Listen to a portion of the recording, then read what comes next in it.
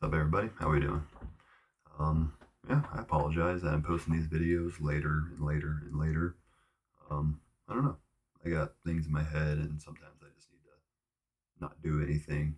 When I say that, I mean like not even sleep, just kind of lay there, staring at the ceiling, contemplating life. That's life for me, at least. I had my first day, not my first day. I don't know how to say it. I mean, I had my first day basically working. I signed an NDA, so I can't really talk too much about my job. Just that I am driving and I am working with AI technologies. Fucking awesome. Um, yeah, I do kind of apologize for last week's video. I felt that was a very sad note, talking about a lot of war stories and such. And honestly, it's not easy having to admit those things. But at the same time, being blunt and real is gonna bring the right people around me. So, and I don't want to have to fake myself or pretend I'm something that I'm not to try and gain viewers or anything like that. Honestly, if this takes off, it takes off. I'm more interested in just sharing this for something to do and have some fun with it while I'm doing it. So, I figure since last week was kind of a downer, I'll start out with a little bit of a funny story. Um, First music festival I ever went to. I'm not sure where to start that exactly. I ended up showing there a day late. Had a court case, all that for my DUI. So my license literally just got suspended that day, and I decided, okay, well, I'm still going to go to this music festival, 12 hours away, and yeah, drove all the way up there. Got there late for like the last 2 hours of the first night, whatever, and I don't know. That's that. Next day, took a lot of substances, hallucinogenics mostly. Massive rainstorm came through, drinking all day. Met my neighbor though, a guy named Justice, and me and him are still friends today. Big shout out to Justice. He's been sober longer than I have, I believe, and yeah, he's killing it. I mean, especially meeting him that weekend when me and him just partied, taking substance after substance after substance after substance. And now that we're both doing the sober thing, it's awesome. Anyways, like I mentioned, I was on a bunch of hallucinogenics and I had to go to the bathroom. So I find where all the porta potties are and I'm standing in line, but I'm not seeing anybody leave the area. I just keep on seeing the line kind of go in the porta potty section. And as I'm getting closer to the porta potties, the doors and such, I swear to God, I haven't seen a single person leave the porta potty. And I'm starting to panic a little bit, getting all paranoid, thinking like, "Oh my God, this is this is how I'm gonna die. I'm gonna get in that porta potty and something's gonna take me." And I was like genuinely panicking, and I was gonna die. But I had to go to the bathroom that bad that I was just like, "No, well, this is how it goes. This is how it goes." And yeah. Anyways, I'm still alive. That was just the drugs talking to me, and I still never seen anybody leave those porta potties, so I don't know what the fuck was happening. It's been a good week. I don't know. I feel good, honestly. Um, Not every day is good. Some nights I get kind of down on myself, or living in the past, I guess, and that's just life. I won't say it's depression. There's been definitely some mental blockage going on, and I think that's just coming with the new move. A little bit of uncertainty in the air, all that, and then just trying to make things work out, and I guess maybe a fear of success in the same way. That's always been a big one in my sobriety. It's a fear of success. I mean, only other time I was successful per se, making $1,800 a week, and I was the worst version of myself. And I don't know. I like to believe that I have a lot more self control than I did in the past. So, that being said, though, I'm going to talk about healthy relationships, at least my healthy relationships that I got in my life. I'm not going to really name call besides Justice because, I mean, I fucking love that guy. Um, but yeah, I don't know. I mean, even though I don't talk to him every day, I should write my friends a lot more, call them a lot more.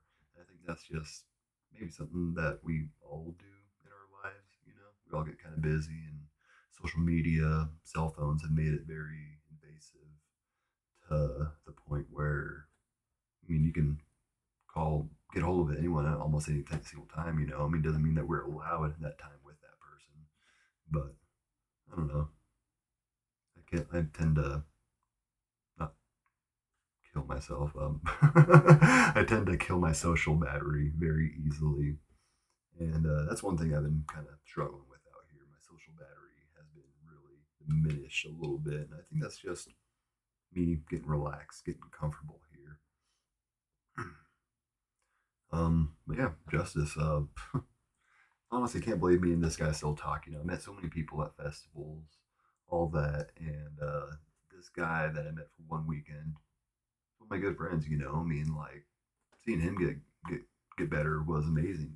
And then kind of helped lead me into the wanting to get better, wanting to be better. Even though I didn't really contact him at the beginning of my sobriety, it's just awesome how things can happen like that. Just little seeds like that get planted in people's heads. That's dirty. Um, One thing I'm gonna do with this too. Last week I wrote notes down. Like I'm some fucking scholar or something, and that was terrible, terrible idea. With ADHD, I'm getting distracted, all that. Hmm.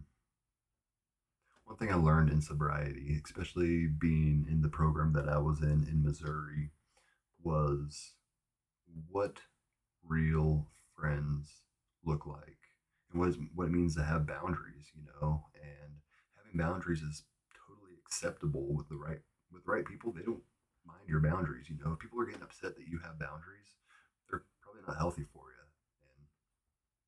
And I like to believe that to be true. You got to find that fine line of like what's actually a healthy boundary and what's not. But that's all for you to figure out. I'm not going to tell you what that is. Everyone's different. Everyone has different boundaries, in my opinion. One thing I did learn big time in Branson, it was a faith-based ministry, and even for my first year, I dove into the Bible. But at the end of the day, I'm not religious, and I have a lot of friends there that are religious, and they don't hold that against me. They don't hold any resentment that I don't believe the same way I do. I try to be respectful as I can about the whole thing. One of my friends, we went out for breakfast before I left, and she wanted to pray over the food. And I was more than happy to do that with her because, it's not going to kill me to have to pray over food. If that makes her happy and that makes her feel fulfilled, I'm glad I could be part of that. So thank you for that. Just having differences of opinions with people. You can have differences of opinions with people and still not have to hate them. And that's one mindset that I can't stand about some people. Taking things to the extreme like that. We're all different, and at the end of the day, we're all going to have different ideas on this kind of stuff. And I can't see a timer on this thing. Okay, 8 minutes actually. I lied. Trying to keep these videos under 20 minutes because I just feel if I talk for an hour, I'm gonna hate myself. I don't want to sit and have to have somebody listen to me for an hour. I'm talking a little quiet because it is kind of late here. It's almost 12 o'clock, and I just drove around all day. That was such an awesome feeling. The trainer for my job, he's an ex-police officer, and me and him click very well. It's just so cool. In the past, I wouldn't have talked to this guy at all. Even if he was my trainer, I would have held that, that weird little resentment against him. But he's no longer a police officer. But he was only just trying to make a paycheck. That's what we're all doing when it comes to work. Is that we're all just trying to live, work, make money, and just pay the fucking mortgage. Uh, Movie was Thank You for Smoking. If you haven't checked that out, so boundaries come in a lot of different ways. I had to kind of cut off a relationship. I feel like didn't really say anything else to close it off. Just had to take them out of my life. Person always claimed they were very busy, extremely busy, to the point where they couldn't even make time for me, even on my birthday. And then they're posting pictures with other people, in their free time. And apparently, 20 minutes is just way too much to spend with me. And that just kind of tells me already, I don't need to tell you anything, like you should already know that I'm hurt by this. And if you don't realize that, I mean, that's just what it is.